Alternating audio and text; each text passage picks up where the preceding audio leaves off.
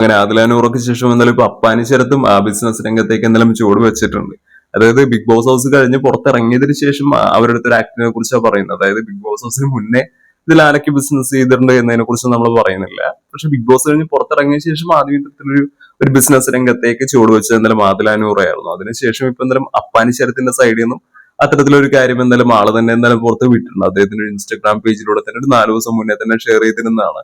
ഇത്തരത്തിലൊരു ബ്രാൻഡ് എന്തായാലും സ്റ്റാർട്ട് ചെയ്തിട്ടുണ്ട്. അപ്പൊ അതിന്റെ കൂടുതൽ ഡീറ്റെയിൽസ് ഒക്കെ വൈകാതെ തന്നെ വരും എന്നുള്ള രീതിയിലൊരു എക്സ്പെക്ടേഷൻസ് തരുന്ന രീതിയിലുള്ള ഒരു പോസ്റ്ററും കാര്യങ്ങളൊക്കെ ആയിരുന്നു ആളെന്തായാലും പുറത്ത് വിട്ടത്. ഈ ബ്രാൻഡ് നെയിമോ അല്ലെങ്കിൽ എന്ത് ബിസിനസ് ആണ് ചെയ്യാൻ പോകുന്നത് എന്നതിനെ കുറിച്ചുള്ള ഡീറ്റെയിൽസ് ഒന്നും ആളെന്തായാലും പുറത്ത് വിട്ടിട്ടില്ല.